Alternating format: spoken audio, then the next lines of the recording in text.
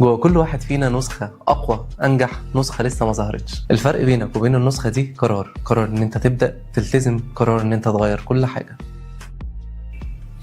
أنا محمد أشرف، مدرب معتمد، وهساعدك إن أنت توصل لهدفك بخطة تدريبية معينة، بخطة تغذية مخصوصة ليك، وهمشي معاك خطوة بخطوة أونلاين لحد ما توصل لحلمك. خلي هدفك حقيقي وابدأ الرحلة.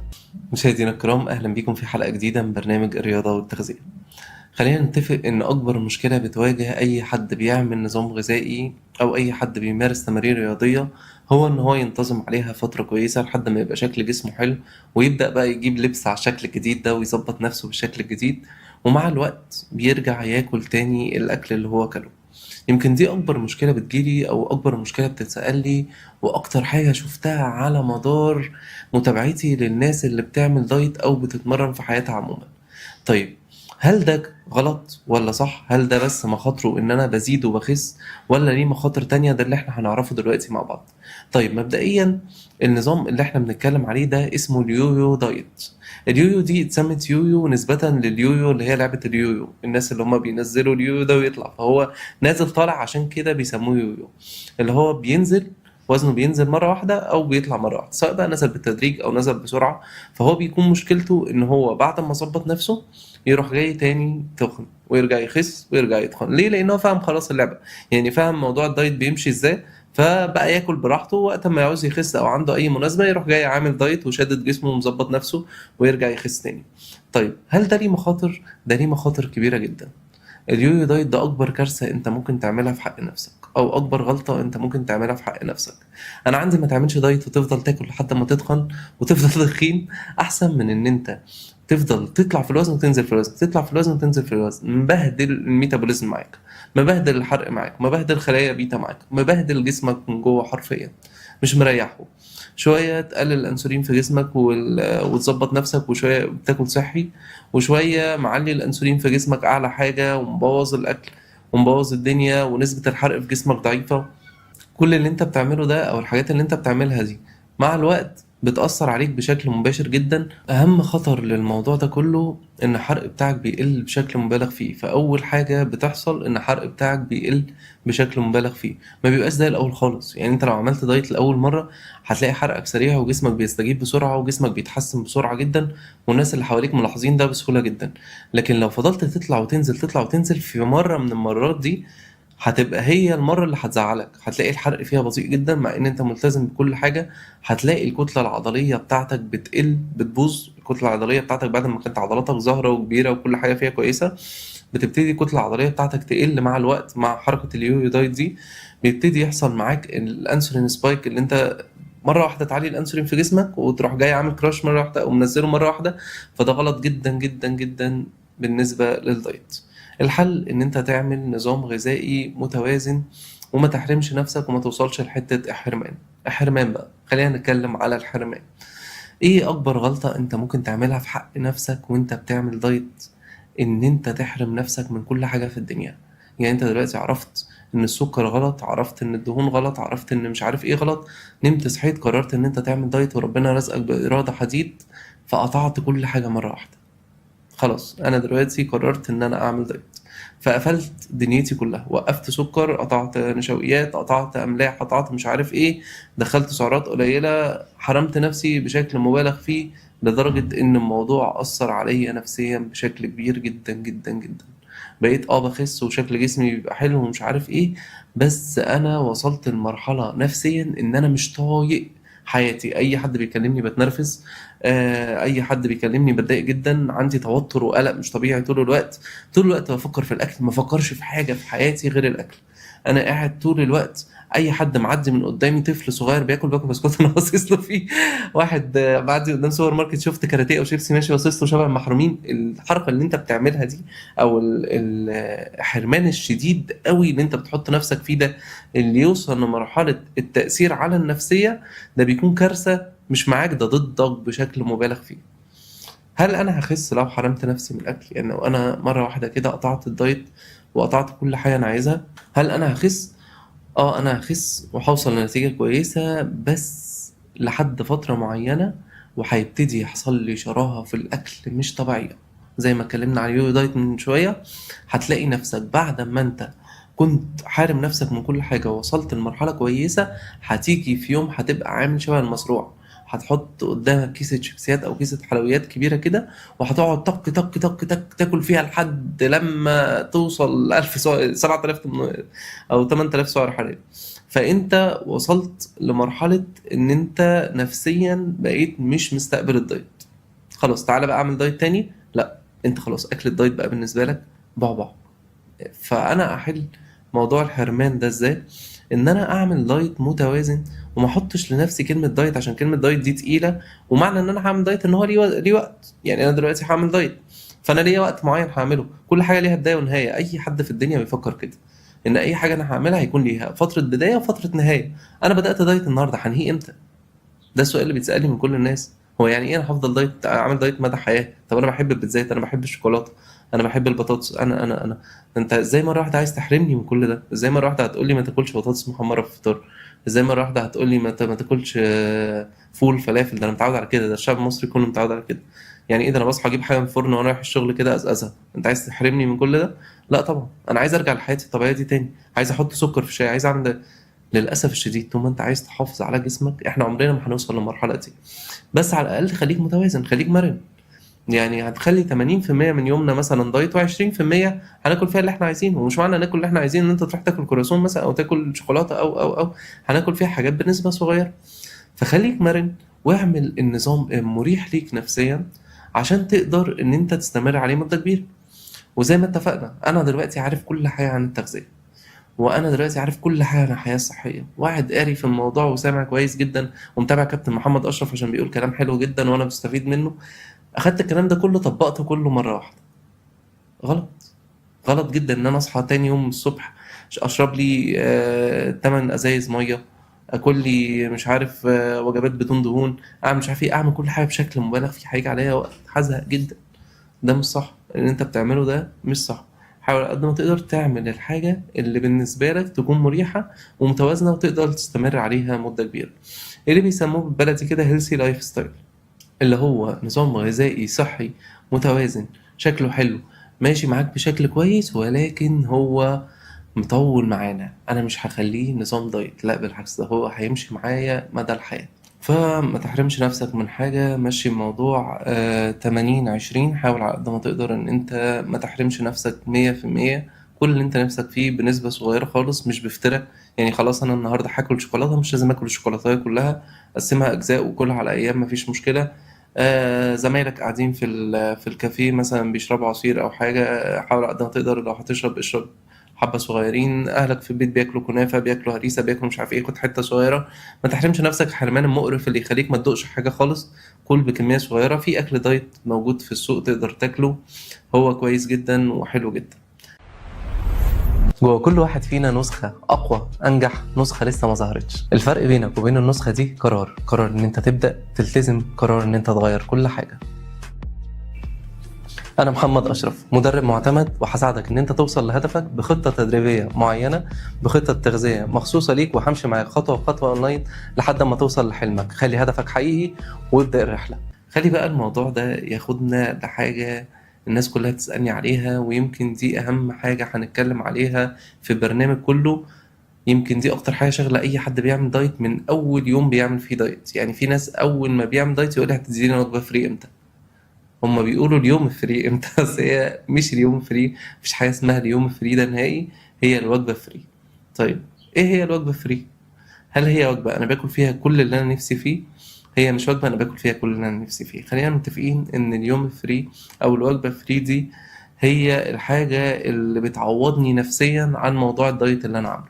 يعني انا واحد عملت دايت لمدة كبيرة جدا، ومطلوب مني ان انا ما اكلش كل حاجة. فمن نفسي، انا نفسي مثلا انا بحب البيتزا مثلا، فانا نفسي ان انا اكل بيتزا. هل الصح ان انا كل 3 ايام او كل 5 ايام اروح اكل بيتزا؟ لا طبعا، ده مش صح خالص. طب هل الصح ان انا كل اسبوع اخد وجبة فري؟ لا برضو مش الصح ان انا اخد كل اسبوع وجبة فري.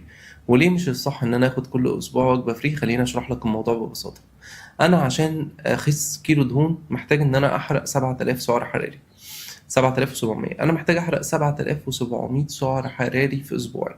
فده رقم كبير جدا. انت ممكن تحرق في اليوم كله لو انت بتتمرن مثلا وعامل عجز سعرات حراريه 500 600 سعر بالكتير قوي. يعني انت بتحرق في الاسبوع 3000 ونص سعر حراري يوم ما تكون شخص ملتزم ما بتبوظش الدايت بتاعك. تمام. طيب انا دلوقتي حرقت في الاسبوع 3300 سعر حراري او 3500 سعر حراري بالنسبه لواحد رياضي وعامل دايت. جيت في الشيت ميل او في الوجبه فري، اكلت بيتزايه كبيره مثلا ومعاك كيس شيبسي 3000 سعر حراري. مبروك عليك، طول الاسبوع انت بترمي نفسك على الارض، طول الاسبوع ده تعبك على الارض. كل اللي انت عملته طول الاسبوع بوظته مش في يوم واحد، في وجبه واحده. وطبعا انت بتفتح على البحري. يعني في ناس اصلا بتعمله اوبن بوفيه، بياخد كل اللي هو نفسه فيه، بيجيب فطيره بالشوكولاته وبيتزا ومش عارف ايه. انا مش عارف انت تجيب معده دي منين. يعني انت اصلا بطنك هتوجعك بعد ما تاكل الوجبه دي، بطنك هتوجعك جدا. غير كده هيحصل لك مشاكل بقى وتخلصات في معدتك ووجع ومش عارف ايه. انت بتحط نفسك في حته وحشه قوي، ما تحطش نفسك فيها. ليه؟ انا عايز اكل اللي انا نفسي فيه خلاص، ما كله نفس الطعم، ما بتزاي كلها نفس الطعم، كلت سلايس زي كلت 10. فانت دقت طعمها خلاص، الموضوع انتهى. ما تحطش نفسك في حته ان انا اكل كميه كبيره، دي اكبر غلطه. الشيت ميل بتيجي من كل 10 ايام لحد اسبوعين، وانا بفضل ان هي تكون اسبوعين. وبفضل ان انت لو وزنك زايد وعندك حاجه مناسبه مهمه او مش عارف ايه، تخليك ذكي في الشيت ميل، ان انت تاخد فيها الحاجات اللي هي مثلا بار شوكولاته هيلسي برضو، تاكل فيها فرخه مشويه، تاكل فيها مش عارف ايه، فرخه مشويه من بره مثلا. اكلت اكل فيه بروتين عالي، اكلت اكل ليه علاقه بالدايت، اكلت اكل يفيد جسمك، بس هو من بره هو طعمه حلو. انت فاهم انا بتكلم في ايه؟ ما تجريش على المعجنات مثلا، ما تجريش على الكرواسون، ما تجريش على مش عارف ايه، ما تدخلش في الحاجات اللي هي ممكن تعمل لك ارتفاع في نسبة الأنسولين بشكل مبالغ فيه. ما تاكلش حاجة مثلا من براند مثلا يغرق لك الحاجة شوكولاتة، أو مثلا يعمل لك يحط لك الحاجة بتبظ من جوه. فمشكلتي مع الحاجات اللي هي بتاكلها بيكون فيها اكتر من نوع سكر مع بعض، او اكتر من نوع شوكولاته مع بعض. ده ليه حاجات مثلا اللي بتكون طبقه كنافه، طبقه كريمه، طبقه مش عارف ايه، ويغرقها شوكولاته من فوق ويحط عليها بيستاشيو ومش عارف ايه. الحاجات اللي انت بتعملها دي، او انت دلوقتي لو اكلت وجبه من دي انت دخلت جسمك في كارثه. جسمك مش عارف هو بيتعامل مع ايه. انت عندك سكرتير قاعد جوه جسمك اسمه الكبد، اي حاجه داخلاله ماسك ورقه وقلم كده بيقولوا مين حضرتك، بتعمل ايه، جاي هنا تعمل ايه. اه انت سكر هتخش مش عارف حته فلانيه، اه انت بروتين هتعمل مش عارف ايه كده، فاهم؟ ده بقى دخل له كميه كبيره مع بعض جيش، فاهم؟ شالوه هو المكتب بتاعه ومشوا. فانت حطيت نفسك في حته وحشه جدا، انت جسمك مش مستوعب ايه اللي بيحصل له ده. دخل له كميه سعرات كبيره جدا جدا جدا في وقت واحد. دخل له كذا مكون هو مش فاهم ايه هما مع بعض. دخل له سكريات بكميه كبيره جدا جدا جدا، عملت له انسولين سبايك اللي هو ارتفاع في نسبه السكر كبيره جدا. تاكل الوجبه من هنا تحس ان انت دايخ وعندك وخم وهتموت وتنام، ممكن تاكلها وتنام اصلا. ليه؟ لان انت عندك ارتفاع شديد جدا في الانسولين. عندك جسمك الحاجه كلها يعني، او الدم كله راح للمعده يشوف ايه اللي بيحصل. عارف لما يكون في خناقه مثلا والناس رايحه تتفرج، فالدم رايح للمعده عشان يلحق يهضم اللي انت عملته فيه ده. فاهم؟ كل ده بسبب وجبه انت ممكن تحس ان هي صغيره. يعني ممكن الوجبه اللي انا بتكلم عليها دي تكون صغيره، زي مولتن كيك مثلا او مش عارف او ما شابه يعني. فانت حطيت نفسك وحطيت جسمك في حاجه عشان انت ولا اي حاجه انت حاسس بيها من بره، بس انت جسمك فيه حرب من جوه. فحاول على قد ما تقدر تخلي بالك وتكون جاهز جدا للحاجات اللي انت، فحاول على قد ما تقدر تخلي بالك كويس جدا من الحاجات اللي انت بتدخلها بقك. دي مهمة جدا. وخليني عارف وخليني عندي ثقافة ان انا حتى لو عايز احلي او حتى لو عايز ابوظ الدايت، ابوظ الموضوع بعقل، ما يكونش بفترة، ما يكونش بطريقة جامدة جدا، ما تكونش بشكل مبالغ فيه يخليه جسمك او يخليك انت تخش في حاجة تانية غير اللي انت ماشي عليها، او يخليك تبعد عن هدفك بشكل مبالغ فيه. خلي عندك عقل في كل حاجة انت بتعملها ليها علاقة بجسمك، لان الموضوع كمان لو ما أثرش عليك في حتة الخسسان وكده، هيأثر عليك في ان هو ممكن يجيب لك امراض زي مقاومة الانسولين وامراض القلب وامراض كلى ومش عارف ايه، وحاجات تانية كتير جدا. خصوصا ان احنا معظمنا مش مهتم بشرب المية. ففكرة ان انت تاكل الحاجات دي بالكمية الكبيرة دي وما تشربش مية بكمية كبيرة، فانت بتأذي نفسك برضو بكمية كبيرة جدا. انا يا كابتن كنت في مشوار مع اصحابي، واصحابي اكلوا اكلة حلوة وخلاص انا اكلت معاهم. اللي حصل حصل. اعمل ايه بقى؟ ازاي اصلح اللي انا اكلته يوم الوجبة فري، او ازاي اصلح الحاجة اللي انا عملتها يوم الوجبة فري؟ خليني اشرح لك بقى الموضوع بالراحة خالص. انا دلوقتي اكلت حاجة فيها سكر عالي. يعني انا كنت ماشي مثلا مع اصحابي وكلت مثلا حاجة من اللي احنا كنا قايلين عليها بتبوظ بالشوكولاتة او مش عارف ايه. لازم ضروري جدا جدا جدا ان حضرتك تصوم بعدها. يعني اكلتها الساعة 6، صوم لحد تاني يوم مثلا الساعة 12 الظهر. ضروري جدا جدا جدا ان انت تعمل مجهود بدني من 10 دقايق لتلت ساعة، يكون في سرعة، يكون حاجة فيها بتجري في مكانك، بتنط في مكانك، مش عارف ايه، حاجة بتعلي الهارت ريت، حاجة بتعلي ضربات القلب بتاعتك. لو مش متاح معاك وانت بره مثلا خارج مع اصحابك، اتمشى بسرعة شوية، مد اللي هم بيسموه مد ده. طيب نفترض الوجبة اللي أنا أكلتها دي ما كانتش حاجة فيها سكريات، كانت حاجة فيها دهون. أنا أكلت مثلا حاجة فيها دهون عالية جدا. إيه اللي أنا المفروض أعمله؟ اللي أنا المفروض أعمله إن أنا أقلل الدهون من وجباتي اللي جاية لي. كل نظام إحنا بنعمله مثلا بيكون فيه دهون صحية، هقلل الدهون الصحية من وجباتي دي. هحاول ان انا اخلي الوجبات اللي جايه بتاعتي تكون خفيفه وما تكونش فيها حاجات كتير. احاول على قد ما اقدر ان انا مثلا بدل ما كنت باكل طبق رز كبير اخليه متوسط. بدل مثلا او اكنسل مثلا وجبه من اليوم. يعني انا مثلا النهارده اكلت حاجه فيها دهون، ما اتعشاش مثلا النهارده، وبكره افطر عادي نظام الدايت بتاعي. طيب لو كلت حاجة فيها نشويات بكمية كبيرة جدا، لو أنا دخلت مثلا أكلت في مطعم فتة شاورما أو كلت بيتزا أو كلت مش عارف إيه، الحاجات دي بيكون فيها نشويات بكمية كبيرة جدا. فلما أنت تدخل جسمك نشويات بكمية كبيرة كده، الصح بعدها إن أنت تعمل مجهود بدني بشكل طويل. يعني مثلا إن أنت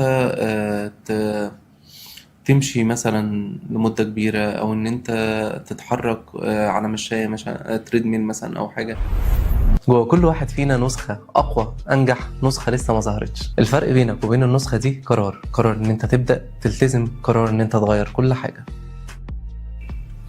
أنا محمد أشرف، مدرب معتمد، وهساعدك إن أنت توصل لهدفك بخطة تدريبية معينة، بخطة تغذية مخصوصة ليك، وهمشي معاك خطوة بخطوة أونلاين لحد ما توصل لحلمك. خلي هدفك حقيقي وابدأ الرحلة. طيب الحاجات دي بيكون فيها نشويات كتير جدا، فلما أنا أدخل جسمي نشويات بكمية كبيرة كده، بيكون الحل بعدها إن أنا أبذل مجهود بدني ما يكونش سريع. زي مثلا لما أنا أكلت سكر قلت لك اجري في مكانك، أو اجري على التريد ميل، أو مثلا تعمل مجهود بيعلي الهارت ريت. لا، انت هتعمل مجهود لمدة طويلة، عايز وقت طويل، مط في الوقت على قد ما تقدر. فانت اكلت نشويات مثلا، اكلت بيتزا، روح للبيت ماشي، من المطعم للبيت مثلا ماشي، انت كده جسمك هيشكرك على اللي انت عملته معاه. فكرة ان انا اكل نشويات دي وبعدين بقى تاني يوم تبتدي اقلل من النشويات اللي موجودة في يومك. يعني مثلا لو كنت حاطط نشويات في وجبة الفطار، حاجة اساسية، شيلها من وجبة الفطار. لو كنت مثلا حاطط نشويات، ممكن تشيلهم في اول وجبتين، ممكن تصوم، مفيش مشكلة بالنسبة لي.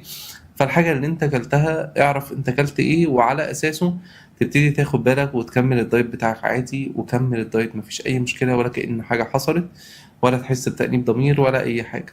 كمل الدايت بتاعك واستمر، وبلاش حتة بالله عليك ما هي كده كده بايظة. يعني بلاش حتة انا النهاردة بوظت وفتحت في الدايت فكمل بقية اليوم بوظان، لان ده اكبر غلط انت ممكن تعمله في حياتك. الصح ان انت خلاص النهار اكلت وجبه، او اكلت مثلا كنت في فرح واكلت حته جاتوه او حتتين جاتوه يا عم، اكلتهم خلاص بقى، ما اروحش البيت اروح جاي واكل معاهم حاجات تانية. مش انا مش كده كده اليوم باظ، لا خلاص اقفل على طول. اكلت اقفل على طول، واشرب ميه اليوم ده كتير جدا ايا كان الحاجه اللي انت باظت عليها. وحاول على قد ما تقدر تخلي شيت ميل دي حاجه بعيده عن تفكيرك وبعيد عنك خالص، طالما انت عايز توصل لنتيجه كويسه في وقت سريع. طيب خلينا نتكلم بقى عن موضوع حلو جدا وشائع جدا، اللي هو الناس عدت ال40 سنة وعايزة تعمل دايت. ليه بعد ال40 سنة أنا جسمي ما بيبقاش زي الأول؟ يعني ليه بعد ال40 سنة أنا الكتلة العضلية في جسمي ما بتبقاش موجودة؟ ليه بعد ال40 سنة أنا بحس إن حرق في جسمي ضعيف؟ ليه الناس لو أنا جبت شخص عنده 30 سنة أو 20 سنة وشخص عنده 40 سنة وخليتهم هما الاتنين يتمرنوا نفس التمرين، بتاع ال40 سنة ده هيكون التطور عنده أقل من بتاع ال20 سنة. خلينا ناخد الموضوع واحدة واحدة ونشوف إذا كان ليه حل ولا لأ. ليه سن ال40 هو الحتة اللي دايما بنقف عندها سواء سيدات أو رجالة؟ لان بعد ال40 سنه، 40 سنه ويوم، يعني انت خلاص تميت عيد ميلادك النهارده ال40، بكره ان شاء الله هرمون التستيرون عندك كراجل هيبتدي يقل شويه، هرمون الاستروجين عندك كست هيبتدي يقل شويه. يعني ايه الهرمونين دول؟ يعني اهم هرمونين موجودين في جسم البني ادم، هم دول اللي بانيينك. لو انت بنت فهي دي اللي بانيه طبيعتك الانثويه، شعرك، ضوافرك، عينيكي، مش عارف صوتك ايه، كل حاجة ليها علاقة بالأنثى هي الهرمون ده هو المتحكم فيها. وفي التستيرون كل حاجة متحكمة في الذكورة فهي تبع هرمون الذكورة. فأنت 40 سنة ويوم الهرمون ده بيبتدي يقل في جسمك. بيبتدي الهرمون ده لما يقل كل حاجة في جسمك تبدأ تقل معاه، زي نسبة الحرق. احنا بنتكلم دلوقتي سواء راجل او ست، فاول ما تبتدي الهرمون ده يقل نسبة الحرق بتاعتك تقل، يبتدي تركيزك يقل، يبتدي التوتر والقلق يعلى في جسمك. ومعنى التوتر والقلق على في جسمك احنا قلناها 1000 مرة، ان التوتر والقلق مجرد ما عالي بياخد معاه كل الحاجات اللي بتتخن في سكته. طيب احنا سن ال40 بنكون اشخاص ناضجة ومسؤولين عن حاجات كتير جدا. يعني غالبا انت راجل متجوز وعندك اطفال، او حتى لو مش متجوز فانت عندك مسؤوليات كبيرة في بيتك. فال40 سنة ده بيبقى واحد دماغه كلها حوارات رايحة جاية، شغل مش عارف، بيدرس، بيعمل، بيخلي، بيسوي، عنده اولاد، عنده ستريس، ضغوط مادية، مش عارف ايه. كل الحاجات دي بتخليه هو اولا مش فاضي ان هو يلعب رياضة، مش فاضي يعمل فكرة الدايت أو الرجيم، مش قادر يواظب عليها بسبب النفسية اللي دايما بايظة. ما يبقاش واحد نفسيته طول اليوم بايظة وعايز يعمل دايت كمان فيبوظ نفسيته أكتر. أنا دلوقتي مطالب مني في المرحلة دي إن أنا أنزل الجيم وأزود التمرينات بالأوزان، عشان خاطر تمرينات الأوزان بتزود الهرمونين اللي احنا قلنا عليهم. وده ضروري جدا إن الهرمونات دي تزيد في جسمك أو في جسمك عشان خاطر الجسم يبدأ يستعيد نشاطه بشكل تاني. كل ما العضلات أو الكتلة العضلية بتعلى في جسمك كراجل أو بتعلى في جسمك كست، بترجع الحرق للطبيعي بتاعه، بتخلي جسمك يحرق أكتر، بتخلي هرموناتك تبتدي تتوازن تاني. فمهم جدا جدا جدا الجيم بعد ال40. مهم جدا إن أنا أعمل نظام غذائي صحي متوازن، ابتدي ان انا ادخل جسمي كل حاجة جسمي محتاجها، زي الفيتامينات، الالكترولايتس، الدهون الصحية، النشويات، الكربوهيدرات، البروتين. الحاجات دي لازم ادخلها في جسمي بشكل كبير جدا. مهم جدا جدا جدا ان انا اخد بالي منها. مهم جدا ان انا بعد سن ال40 انام كويس جدا عشان جسمي يفرز الهرمونات. مهم جدا ان انا ما اكونش شخص كسول في يومي ما بتحركش كتير، لان انا لو كسول او لو انا عندي خمول كده ما بتحركش كتير، الدهون في جسمي هتعلى، الكتلة العضلية هتقل، هيحصل لي مشاكل كتير جدا. طيب ايه الفيتامينات اللي انا المفروض اخدها بعد سن ال40؟ لازم اخد فيتامين دي ضروري جدا، لازم اخد اوميجا 3، لازم اخد الفيتامينات اللي هي مالتي فيتامين، ده مهم جدا. السكر هو عدوك الحقيقي بعد سن ال40. يعني انا ممكن يكون السكر ده رفاهية في كل الحاجات اللي احنا اتكلمنا عليها، ان انا اقطعه او ما اقطعوش عشان اخس، عشان احسن صحتي، عشان مش عارف ايه. بس للاسف الشديد مجرد ما وصلت لل40 سنة السكر ما بقاش رفاهية خالص، بقى ضروري جدا ان انت تقطعه.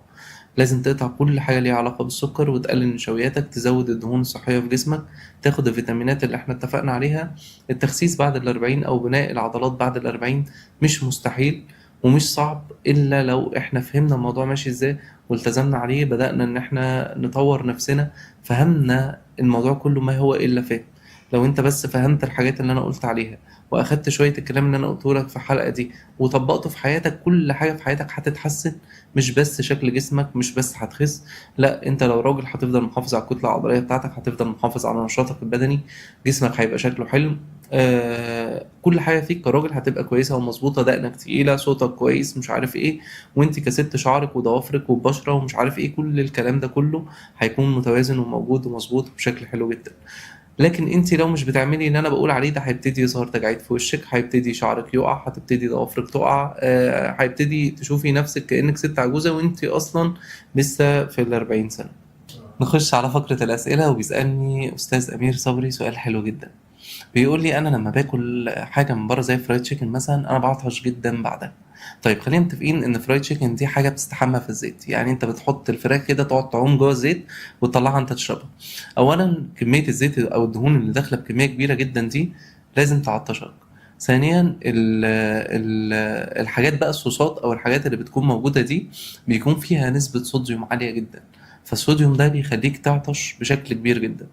ان انت مثلا تاكل صوص كاتشب، باربيكيو، تومية، ايا كان اي حاجة انت هتحطها جنب الحاجات دي هتخليك تعطش بكمية كبيرة جدا. ثالثا العطش ده بيكون ساعات بالنسبة بسبب الانسولين سبايك اللي انا اتكلمت عليها، او الارتفاع المفاجئ في نسبة السكر في الدم. جوه كل واحد فينا نسخة أقوى أنجح، نسخة لسه ما ظهرتش. الفرق بينك وبين النسخة دي قرار إن أنت تبدأ تلتزم، قرار إن أنت تغير كل حاجة. أنا محمد أشرف، مدرب معتمد، وهساعدك إن أنت توصل لهدفك بخطة تدريبية معينة، بخطة تغذية مخصوصة ليك، وهمشي معاك خطوة بخطوة أونلاين لحد ما توصل لحلمك. خلي هدفك حقيقي وابدأ الرحلة.